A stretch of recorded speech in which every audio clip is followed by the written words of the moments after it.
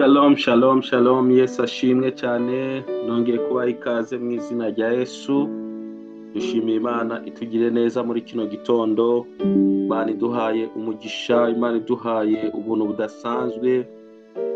Imana yabanye natwe, yaturinze. Imana ikomeje kuduha umugisha wo kuba imbere yayo. Ni amashimwe akomeye cyane. Imana itubaza buri gice cya 90 umurongo wa 14. Yaravuze ngo mu gitondo uzaduhaze imbabazi zawe kugira ngo tuzaye twishima tunezerwe iminsi yacu. Iki ni igitondo cyiza, ni umunsi mwiza Uwiteka Imana yaduhaye kugira ngo twongere tunezererwemo. Turashima Imana rero kubw'ubuntu n'imbabazi Imana yatugiriye, tukaba turi amahoro duhumeka umwuka w'abazima. Nibyo gushima Imana cyane. Yesu aho umugisha rero mwebwe muri kumwe natwe, haba kuri YouTube haba kuri Zoom. Yesu abagirire neza, kandi turashima Imana ku bwanyu ko mwabyutse amahoro mu gihe twitegura kujya mu mirimo itandukanye. Ni byiza ko tubaza isengesho, ni byiza ko tuba imbere y'Imana tukavuga gukomera kw'Imana, tugasaba Imana kubana natwe no kutugira neza. Mwanditsi wa Zaburi none yaravuze ngo wikoreze Uwiteka urugendo rwawe amahoro, ngo nawe azarusoza amahoro. Wikoreze Uwiteka urugendo rwawe rwose, imigambi yawe yose, ibyo upanga byose, gahunda zawe zose uzereke Uwiteka, niwe uzabasha kuzisohora amahoro. Rero abana b'Imana, ni byiza ko igihe cyose tubyutse, mbere yo kugira izindi gahunda tujyamo, mbere yo kugira ibindi dutekereza, dufata umwanya wo kuba imbere y'Imana, tukarimbura, tukamedita ku ijambo ry'Imana, tugasengera umunsi, tukatura ibyiza, tukatura umugisha, amahoro, uburinzi ku buzima bwacu, kugira ngo Imana ikomeze kubana natwe no kutugira neza. Yesu rero abaha umugisha mwinshi kuri mwebwe mwese mwashojwe n'Imana kuba kuri kino gicaniro. Ndagira ngo nsabe umubyeyi turi kumwe wacu Mama Viole adusengere, ashima Imana kubw'iki gitondo. Imana yongeye kutugira neza, asengere iki gicaniro, asengere bene data wenda bataraboneka, asengere abantu bose badukurikiye n'abaza gukurikira iri sengesho ry'uyu munsi. Imana ikomeze kuba mu ruhande rwacu, Imana ikomeze kutugira neza. Ikintu cyose Umwuka Wera ari bugushire ku mutima gusengera, ugisengere muri kino gitondo. Imana iguha umugisha. Karibu cyane uzamura isengesho mama, n'abandi twese dukurikire dusengane nawe. Yesu abaho umugisha mwinshi. Hallelujah. Thank you Jesus. Shalom, shalom. Shalom. Ikadusenge Imana. Imana Hallelujah. yacu, Imana igira neza. Imana ifise ubutwari, Imana yaremeshe uyu Turagushimiye Imana yacu. bose. Turagushimiye, turagukengurukiye kuko byose byaremwe mu ijambo. Umubyeyi wacu uri Imana yacu kandi ugira neza. None turagushimiye iki gitondo cyiza, turagushimiye ko twabyutse amahoro, turagushimiye ko waturinze iri joro, turagushimiye ko waduhaye impemu zo guhemura. Turagushimiye Mwami kuri iki gicaniro. Imana igira neza, Imana ibereye, Imana ishoboye. Tugushimiye kuri iki gicaniro waduhaye cyiza, kugira ngo dushobore gushira muri kino gitondo umunsi wose Mwami mu biganza byawe, natwe ngo turonke umugisha kandi n'abakuberera. None turagukengurukiye kuri iki gicaniro waduhaye, turakwinginze ushishikare kwirizigama, kwicunga, Satani atsindwe, nta bubasha afise kuri iki gicaniro. Mwami, iki gicaniro turakibohokerako kandi turakibohokeramwo, kandi igicaniro tukirongera kwimigisha. None turagushimiye, turagukengurukiye no ku murongozi wacu waduhaye Mwami. Shikara umugirire neza, shishikara Mwami umuhe inkomezi, shishikara umugwanirire, shishikara umube hafi. Ibyo bitaramuje ni Satani n'abadayimoni mu izina rya Yesu, nta bubasha bafise kuri iki gicaniro n'umurongozi wacu hamwe n'ababa kuri kino gicaniro. None ndatabuje wa muhoro muri iki gitondo cyiza, natwe twazindutse, turagushimiye, turagukengurukiye ko wadufashije kuba aha hantu, ko wadufashije kuzinduka kuri iki gicaniro Mwami.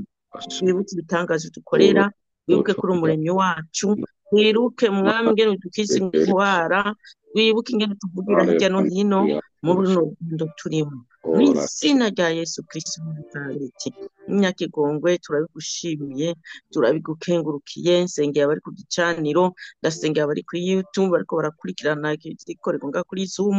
Ndakengurutse data uje w'amahoro na wundi wari we wese atarashika ngaho ku gicaniro, n'abandi mwami w'abafatiriwe ndabasengeye, ndabaseye mu kiganza cyawe kugira ubashobotse kandi ubagirire neza. Mana igira neza, Imana ibereye, turakwinginze utubagirire imbabazi kandi natwe tugirire imbabazi zo turi ngaho, utubabarire mwami, utugirire neza. Mana igira neza, Mana ishoboye, Imana ikiza, databuja w'amahoro turakwinginze. Data tugushime tugukengurukire kuri umuremyi wa twese kandi ufise ubutwari mwami. Databuja w'amahoro turakwinginze, Yesu Kristo mwiza, abo bari ngaho ku gicaniro bafise ingorane zabo ndose ingorane natwe twese tuzize mu kiganza cawe, urazi imitwaro yacu, ntubiyobewe ngo mbe yiskuruta uko turi mwami, ngo nibyo tutagusavye urabona ibyo dukeneye ukabituronsa. Turakwinginze tubisize mu kiganza cawe, ushishikare gukora, ushishikare kutugirira neza, ushishikare kutugendagendera, ushishikare kutwereka umuco, ushishikare kuduha uburongozi bwawe mwami, mu izina rya Yesu. Ijambo ryawe rishishikare kudutubisa mu mitima yacu, mwemu wawe ashishikare kuturongora ijoro n'umutaga, mu izina rya Yesu. Ibyo tutaramuje ni satani n'abadayimoni, nta bubasha bafise ku muntu wese aza ku gicaniro, nta bubasha bafise ku muntu wese mwami ukurikira ijambo kuri YouTube, mu izina rya Yesu. Satani n'abadayimoni nta bubasha bafise ku nshuti n'abagenzi, mu izina rya Yesu. Databuja w'amahoro, muvyeyi wacu, turaguhaye ikaze na karibu, utugirire neza buce bukira uyu munsi wose mwami, uze kubona mwami data ubushobozi bwawe, inkomezi zawe mwami, uze kutuba hafi, uze kutuzigama, uze kutuzitirira, ikimvuri cyawe c'umugisha kize kuba kuri twebwe, mwami waze kuba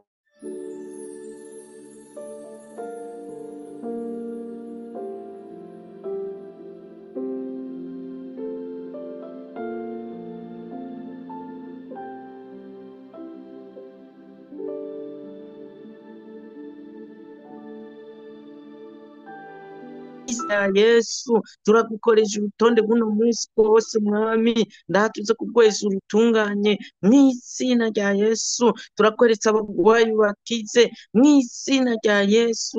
Turakweretse mwami wafise uhagarara mu mitima, uaha amahoro, amahoro avuye iwawe mwami, niyo mahoro meza. Turakwingize mwami ubagirire neza, ubabohore mu izina rya Yesu. Muvyeyi wacu, Mana yacu, aho umwe wese ari mwami, mugirire neza mwami, uzokoze data. Turakweretse abaza kuduha ijambo ry'uno munsi, ndakwinginze mwami ijambo ry'uno munsi uze kuriteragira mu mitima yacu, natwe uze kuritahura kugira rize rigire ikimazi mu rugendo rwacu mwami, urugendo turimwo. Databuja w'amahoro uzokoze n'ibindi mwami tudasengeye urabizi. Turakwingize mwami, ushishikare ushishikare kubidutaho, ushishikare kutugirira neza, ushishikare kutwiyereka, ushishikare kutugendagendera, mu izina rya Yesu Kristo w'i Nazareti dusenze, amen. Amen, amen, amen, amen. Urakoze cyane, Imana iguhe umugisha kubw'isengesho ryiza kandi turabyakiriye uyu munsi. Uwiteka Imana akomeze kubana natwe, twakiriye gukira, twakiriye gutabarwa, twakiriye kugendererwa n'Imana uburyo bumwe no bundi. Iby'Imana duteguriye byose uyu munsi turabyakiriye mu izina rya Yesu. Imana ibahe umugisha mwinshi. Reka dusome Zaburi ya 84, turaza gusomamo imirongo mikenya. Ni Zaburi nziza cyane, nuza kubona akanya uze kwisoma yose, ariko ndifuza ko duhera ku murongo wa 6 twakirira ijambo ry'Imana, ubundi tuze gusenga dusoza. Imana ibahe umugisha. Zaburi 84 ni Zaburi nazindutse nsenga nsoma nongera nyimeditaho, numvaga twayisangira muri kino gitondo, namwe Imana ikomeze kwibaganirizamo. Zaburi 84 ku murongo wa 6. Umurongo wa 6 uravuga ngo hahigwa umuntu ugufitemo imbaraga, hahigwa abafite mu mitima inzira zijya i Siyoni. Haleluya.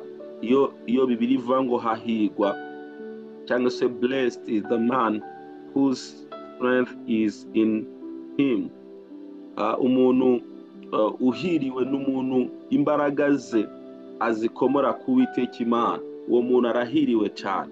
Murabizi bene data, muri iyi si dufite abantu b'abanyembaraga pe, dufite abantu b'abanyecubahiro, biturutse kuri pozisiyo bafite, biturutse ku mafaranga bafise, biturutse ku miryango bakomokamo, bakumva ko ari abanyembaraga. Ariko abo ngabo Bibiliya siyo yita abahiriwe. Bibiliya yita umuntu uhirwa cyangwa se uhiriwe umuntu imbaraga ze azikomora ku Uwiteka Imana.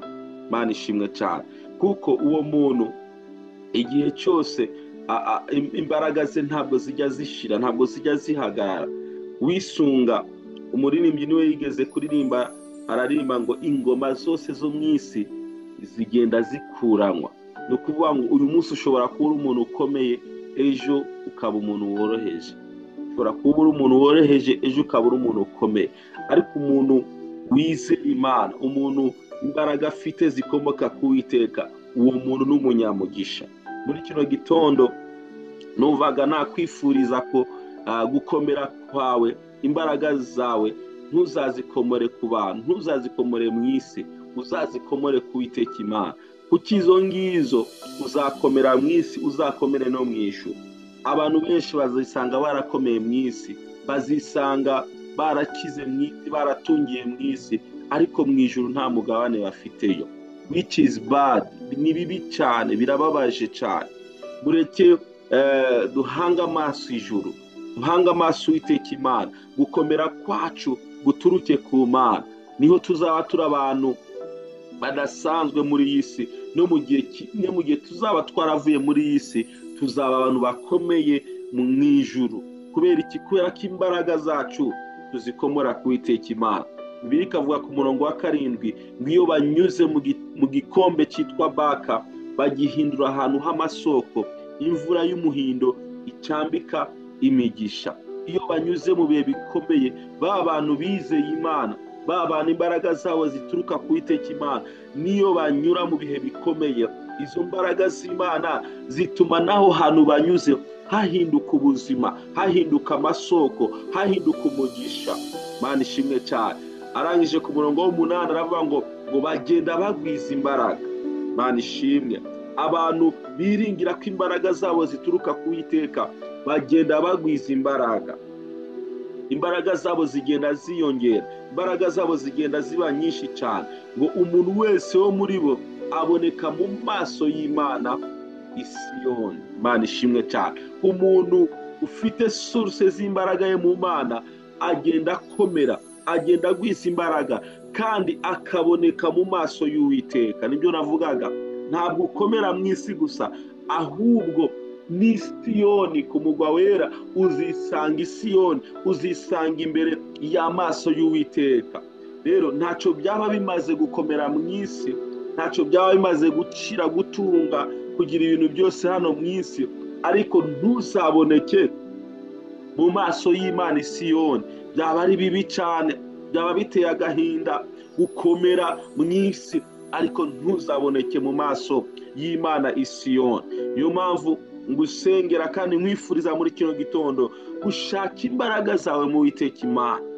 Wikirukanga mu bapfumu, wikirukanga mu bariminati no mu basataniste ujya gushakayo gukomera. Oya, ibyo ngibyo niyo wakomera hano ku isi uzabisiga hano ku isi. Ariko abantu bashatse gukomera kw'Imana muri bo, abantu bashatse imbaraga zabo mu Mana, abo ngabo bazakomera kandi bazakora iby'ubutware. Uwiteka Imana azabagira neza, no mu gihe bazaba batakiriho bazongera babeho. Kubera iki? Kubera ko imbaraga zabo bazishize mu Uwiteka Imana. Yesu yaravuze ngo unyizera ngo niyo yaba yarapfuye ngo azongera kubaho. Haleluya. Iki gitondo ndakwifuriza ngo imbaraga zawe no gukomera kwawe ubishakire mu Mana. Yesu ashimwe cyane. Umurongo w'9 biravuga ngo Uwiteka Mana Nyiringabo, umva gusenga kwanjye. Mana ya Yakobo, negera ugutwi. Haleluya. Imana yumve gusenga kwacu muri kino gitondo, Imana yumve gusenga kwawe. Haleluya. Ibyifuzo byawe ufite muri kino gitondo, imitwaro yawe ufite muri kino gitondo, ukomeze kwizamura imbere y'Imana. Imana yiteguye kukumva kandi Imana yiteguye kugutabara mu izina rya Yesu. Umurongo wa 10 Bibiliya bavuga ngo Mana ngabo idukingira, reba witegereze mu maso y'uwo wasize. Haleluya. Imana yitegereze mu maso yawe kandi kugirire neza mu izina rya Yesu. Wewe wiringiye Imana, wewe hanze amaso Imana, wewe wizeye gutabagwa n'Imana, Imana ikurebe mu maso hawe, irebe ibyo ukeneye n'ibyo ushaka, nirangiza ibigukorere mu izina rya Yesu. Ku murongo wa 11 ngo kuko umunsi umwe mu bikari byawe uruta iyindi gihumbi. Ahandi nakunda guhagarara ku muryango w'inzu y'Imana yanjye, bindutira kuba mu mahema y'abanyabyaha. Haleluya. Uyu mwanya dufata kuba imbere y'Imana ni umwanya w'agaciro gakomeye cyane. Uyu mwanditsi yaravuze ngo kuko umunsi umwe gusa wo kuba mu bikari byawe uruta iyindi gihumbi. Ahandi kuba imbere y'Imana amasaha makenya, iminota mikenya, bifite agaciro gakomeye mu buzima bwacu no mu buzima bw'Imana. Imana iratureba iyo twafashe umwanya wo kuba imbere yayo, iri biha agaciro gakomeye cyane kuruta uko wamara indi myaka n'andi masaha ahandi hantu. Rero kuba imbere y'Imana ni byiza. Iyo tuzinduka guca tugasenga, tukaramya Imana, tukavuga ijambo ry'Imana, bifite agaciro gakomeye mu maso y'Imana. Rero ukuha agaciro Imana n'ikimana nayo iguha agaciro. Rero dukomeze kuba imbere y'Imana kandi dukomeze gusabana n'Imana. Dusoreze ku murongo wa 12 biravuga ngo kuko Uwiteka Imana ari izuba n'ingabo inkingira, Uwiteka azatanga ubuntu n'icyubahiro, ntazagira ikintu ciza yima bagenda batunganye. Imana ishimwe cyane. Uyu munsi ndagusengera ngo Imana ikubere ingabo igukingira. Haleluya. Ikindi ngusengera Uwiteka atanga ubuntu bwinshi ku bwawe. Ikindi gusabira Uwiteka azamura ubuzima bwawe, aguhesha icyubahiro aho ukorera, aguhesha icyubahiro aho utuye, aguhesha icyubahiro aho ugendera. Icyubahiro cy'Imana gikomeze kuba ku buzima bwawe. Icyo sorezaho, Uwiteka Imana aguhe icyiza cyose ukeneye ku buzima bwawe, kubera ko Bibiliya yavuze ngo ntazagira icyiza yima abagenda batunganye. Imana ibaho umugisha mwinshi, Imana ibagire neza. Iki gitondo kikubera icy'umugisha, uyu munsi ukubera umugisha. Uburinzi bw'Imana bube ku buzima bwawe, ineza y'Imana ikomeze kuba ku buzima bwawe. Yesu abaho umugisha kandi abagire neza. Nagira ngo dusenge tubwire Imana ngo Mana ni wewe byiringiro byacu, gukomera kwacu nta handi tuguteza amaso kuraturuka iwawe, kandi Imana ikomeze kubana natwe muri byose no kutugira neza. Yesu abaho umugisha. Reka dusenge. Mana turagushimiye mu izina rya Yesu Kristo, turagushimiye ko utugiriye neza muri kino gitondo. Ijambo ryaratubwiye ngo kuba mu bikari byawe umunsi umwe biturutira kumara imyaka 1000 hanze. Turagushimiye ko duha umwanya mwami wo kuba mu bikari byawe, ko bukeye uko bwije. Izina ryawe rihabwa icyubahiro mwami Imana. Ndasengeye umuntu wese udukurikiye nonaha, umugirire ubuntu budasanzwe kandi umubere ingabo imukingira, umukingire imyambi y'umwanzi, umukingire ibitero bya Satani, umukingire imbaraga zose z'umwanzi ziza zigana ku buzima bwe mu izina rya Yesu. Ndasengeye umuntu nkurikiye nonaha mwami, umugirire ubuntu bwinshi cyane kandi icyubahiro cyawe mwami gikomeze kumanukira ubuzima bwe, kimanukira umuryango we, uzoba ukoze mwami Imana. Nanone ndasenze ngo ntihagire icyiza na kimwe yabura mwami, kuko ijambo ryawe ryatubwiye ngo nta cyiza na kimwe uzima bagenda bakiranutse. Turasenze kugira ngo uyu munsi turemere ibyiza, turemere amashimwe, ibyo tuzagukora byose tubone ikiganza cyawe mwami Imana. Turatuye umugisha wawe ku buzima bw'abana bawe bari kumwe natwe, turatuye ineza yawe mwami. Twese turindwe n'imbaraga zawe. Urakoze kuri Imana yo bagusenga kwacu, urakoze kuri Imana tugiriye neza. Ababanye natwe ubaha umugisha, abaza gukomeza gukurikira no kuri YouTube ubaha umugisha kandi nabo bagire neza. Ibyiringiro byacu biri muri wowe mwami, gukomera kwacu kuri muri wowe mwami. Urakoze papa, turagushimiye ko wumvise gusenga kwacu kandi turagushimiye ko wabanye natwe. Ukomeze kuduha ibihe byiza byo gusabana nawe, niyo twaba turi mu kazi, niyo twaba turi mu mirimo itandukanye. Imitima yacu ikomeze kuguhanga amaso, icyubahiro gikomeze kuba icyawe ubu n'iteka ryose, mu izina rya Yesu Kristo dusenze kandi twizeye, amen. Imana ibahe umugisha, Imana ibagire neza, mugire umunsi mwiza, uburinzi bw'Imana bube ku buzima bwanyu, imiryango yanyu, ku bana banyu, mu mirimo mukora. Yesu akomeze kuganza muri mwebwe. Yesu abahezagire, mugire umunsi mwiza. Shalom shalom. Shalom. Shalom.